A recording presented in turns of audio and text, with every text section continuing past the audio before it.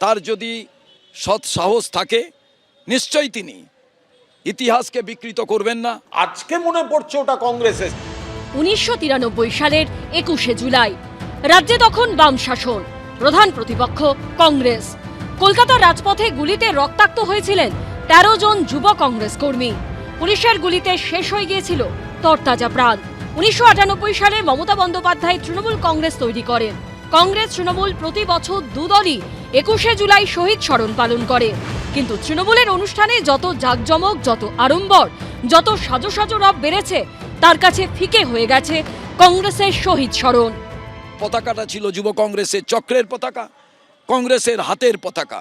আর সেই পতাকার সম্মান যারা রাখতে পারেন, যে কোনো জায়গায় রাজনীতিতে তাদের উচ্চতা অনেক বেশি হয়।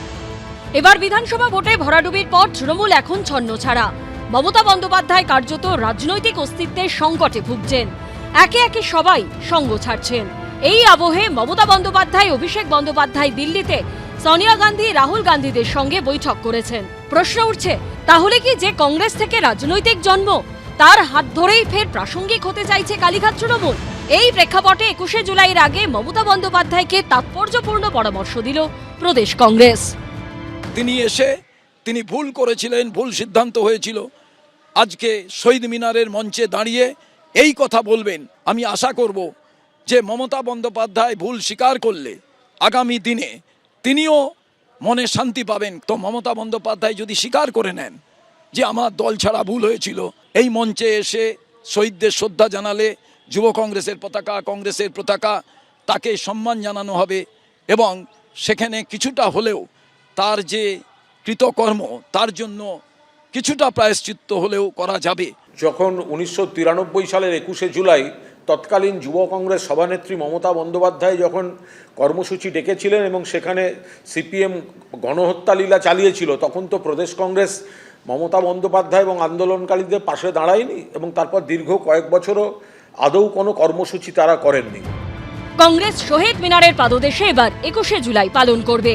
কিন্তু যে মমতা বন্দ্যোপাধ্যায় প্রতি বছর 21শে জুলাই কার্যত শক্তি প্রদর্শন করতেন, তিনি এবার কোথায় শহীদ চরণ অনুষ্ঠান করবেন তা এখনো স্পষ্ট নয়। উজ্জ্বল মুখোপাধ্যায় ও আশাবুল হোসেনের রিপোর্ট, এবিপি আনন্দ। এবিপি আনন্দ, এগিয়ে থাকে, এগিয়ে রাখে।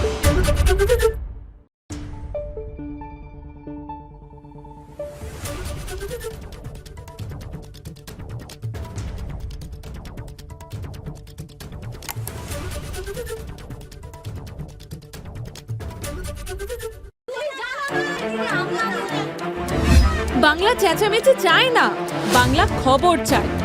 বাংলা খবর, বাংলার খবর।